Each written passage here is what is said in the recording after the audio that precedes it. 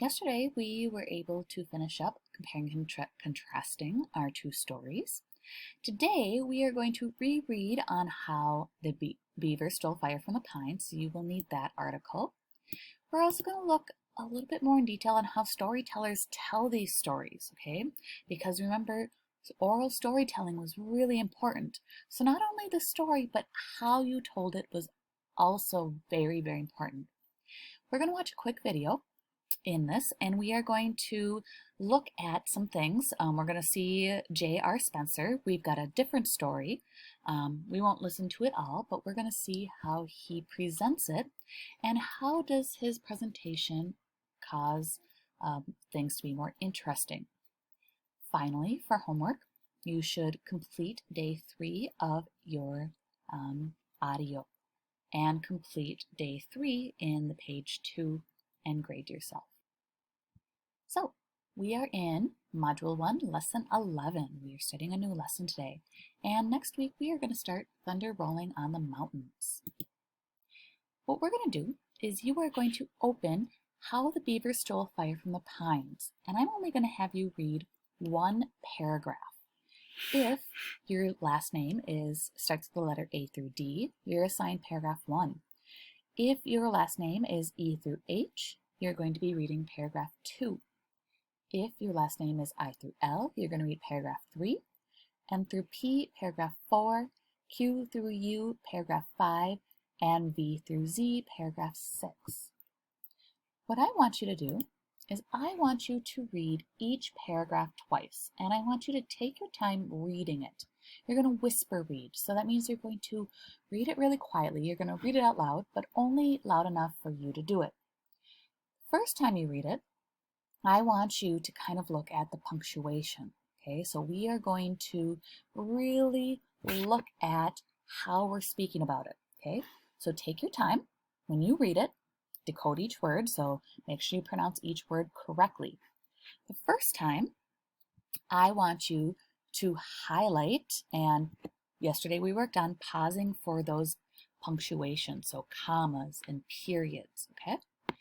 And then the second time you read it, I want you to pause and phrase for what it might mean. Okay, so after a sentence, give a little bit longer. Okay, I'm going to demonstrate how this might look. If I am, for example, paragraph 3, I'm going to whisper read it. The first time, I am going to go into detail, and I am going to make sure I pronounce each word specifically, and I pause at the commas and the periods. The second time, I'm going to pause a little bit more and give just a little bit of expression and pause, like I said, more at the very end to pause for meaning. For example, the pines immediately raised a hue and a cry and started after him. When he was pressed, Beaver darted from side to side to dodge his pursuers. And when he had a good start, he kept a straight course. The Grand Ronde River preserves the direction Beaver took in his flight, and this is why it is tortuous in some parts of its course and straight in others. So that was my first time. I really just focused on saying the words correctly and pausing. Now I want you to kind of pause a little bit more and give it meaning after each sentence. Whisper read it a second time. The pines immediately raised a hue and a cry, and it started after him. Whenever he was pressed, Beaver darted from side to side to dodge his pursuers, and when he had a good start, he kept a straight course. Okay? So I'm really thinking about, you can hopefully tell in my pauses, I'm thinking about what I just read. Ooh, the pines immediately raised a hue and a cry and started after him. And I'm imagining it, okay? Pause the video now and read your section of the story, and I want you to whisper read it twice. The first time,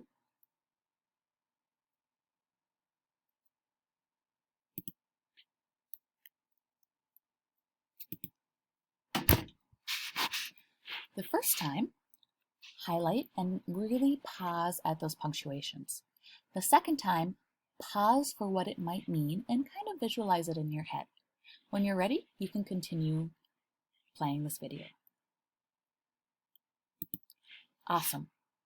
So, one of the things that we have been talking about is this cultural aspect and why oral storytelling is important. So I want you to think about, reconnect with what we've been talking about. Why are these stories important? And we might have mentioned them in class. What do they teach about the world, the Nez Perce homeland, and the history of their people? And what is important to them? Okay, so I want you to just take a moment and think about it and see if you can identify these two. Again, our main questions are how does cultural beliefs and values guide people? And really today again, what roles do stories play in the Nez Perce culture? So we are going to look at this collaboratively speaking. And not only speaking in a small group, but how would you present this information to maybe not a partner or a small group, but a small group of people? So how do these Nez Perce stories build your knowledge of Nez Perce culture? We're going to watch a quick video of J.R. Spencer and his introduction to some of his stories and roles of the Nez Perce culture. I have the closed captions on because it's kind of hard to hear him, but you don't need to listen too much to what he says. I want you to pay attention to how he says it, and also what does he do with his body? What does he do? What is he wearing? How does he really get the audience involved with the story?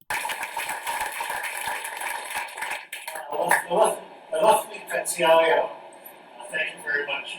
Can everybody hear me okay?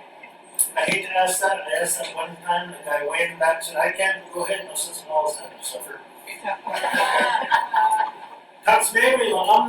Good morning, everyone. My name is White Bull. This was the name of my great-great-grandfather. This name was given to me by a friend of the family who was a storyteller. He taught me many of the stories and the traditions of our people. Now, our people are very childlike in their ways. It shows in our music and in our stories how our people were influenced by their surroundings and how we approach everything in a very childlike manner. Now, traditionally, stories were never told in the spring and summer months. The only time to tell stories is in the winter months or when you're traveling. Because in the spring and summer months, you had to gather foods and prepare them for the long winter months ahead, so it was said that only bad children must be told stories in the summertime.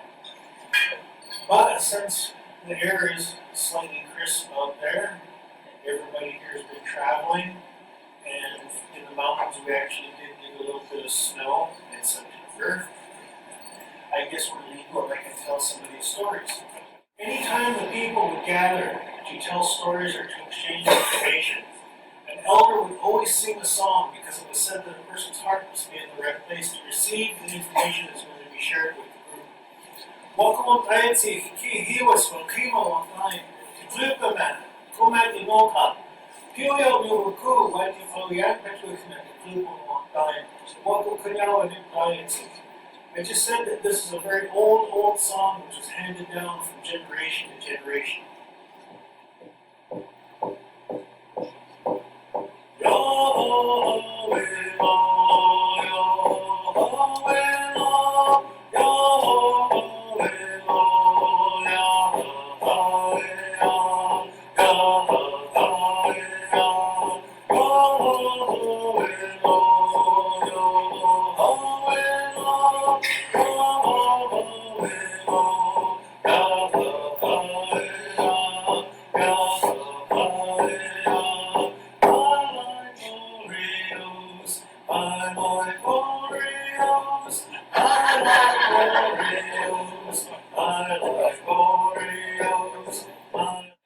So this is how the knowledge of the people was passed down from generation to generation.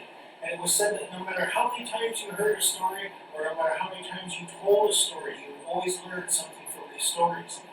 Now, we also told stories as we traveled, because it was said that if you tell these stories in a certain order, you can get anywhere you want to go in this first country. As you travel, you would see landmarks, and you can tell the story associated with that landmark. Hopefully you had a chance to listen closely to what he had talked about. we did not actually hear him tell a story, but he was able to share a very famous song that was handed down from him. Just be aware, some of the closed captioning was not correct, especially when he was speaking in his native tongue. The subtitles did not actually give the correct translation of that. So I want you to think about what roles or purposes do those stories like those serve in the Nez Perce culture. So we talked about when they actually told those stories. He talked about what time of the year that we actually did those stories, okay? And hopefully you were able to look at how he introduced some of those stories, and even when he was playing the song, that usually their songs can introduce some of these stories as well. So hopefully you were able to, and actually we will revisit this. I want you to watch and listen to what the storyteller does with his hands, eyes, face, body, and voice. Wheels on the bus go round. 5 minutes into a 7-hour car ride, it's like, I don't care who you are, just be quiet. Change song goes.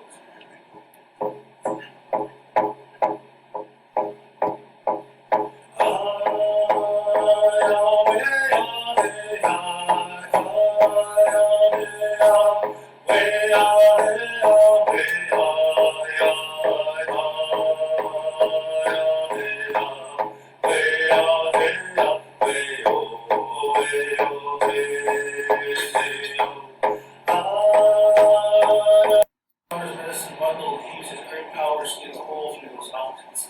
And the water in the lake drained into the ocean and formed the Columbia River. The salmon swam out of the ocean up the river and his people had plenty to eat. Now when Coyote did this, he created a stone bridge. And the old people, they used to talk about being able to walk from one side of the Columbia to the other. But a few years later, there was a great earthquake and broke that bridge down. The pieces of stone that fell into the water formed the Cascades of the Columbia. And that's how Coyote created the Columbia River and brought salmon to the species. And I still have. Okay, so you were able to listen briefly about how the Columbia River was created. And if you notice, his eyes, ears, face, and body, and his voice actually did a whole bunch of different things. If you don't remember, go ahead and rewind this video and rewatch again. And I want you to pay attention to that. When you think that you have a pretty good idea, of what you ended up doing, or of what he ended up, when you have a pretty good idea of what the storyteller did and has done and how he announces things, go to your discussion section in Schoology. You can find this discussion section here. What things do you notice about J.R. Spencer's storytelling that makes his story interesting? So when you're here, you can talk about any of the things that we've talked about so far and give specific examples that you see. So maybe when he was singing the song, what happened? Maybe he talked about the importance of stories and when that was. You can add that as well. And what does he do when he talks and tells that story to the audience with his hands, his eyes, his voice? Finally, I want you to try it. So that article or that paragraph that you read, I want you to now pretend that you are telling that story to someone. I want you to read that paragraph out loud. Try to use some expression, so an appropriate expression. So if they're giving a cry and a shout, maybe you also raise your voice. If the beaver is trying to sneak around, maybe you crouch and use your body to show what the beaver is going to be like. If you notice, we have a lot of personification in this story. You can also show with your face, with your body, with your hands, some of those expressions, okay? Try out some of those storytelling techniques that he did. So he used a lot of his hands to show the movement, what the coyote did. Maybe you can show what the beaver did, okay? And I want you to read that assigned paragraph, just that paragraph aloud, and practice how you would storytell it to someone else. Enjoy it.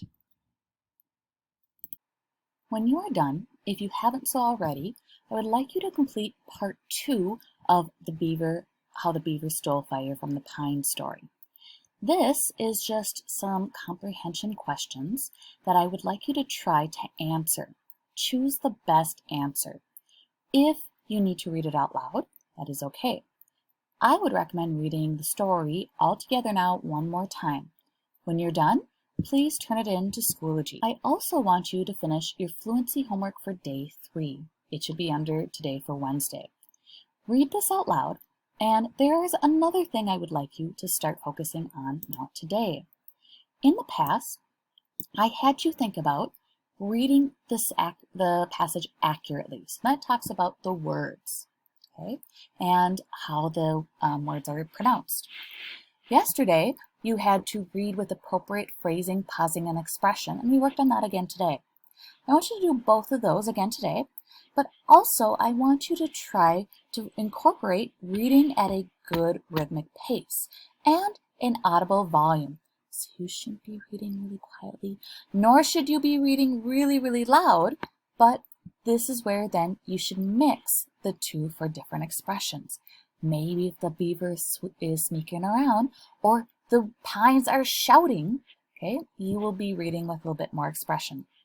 When you're done, you should be listening to your story, okay, and your fluency, and grade yourself if yes, you did this on each one, and then again, have somebody in your family listen to it as well and mark off how was your accuracy, how was your phrasing, and how was your volume.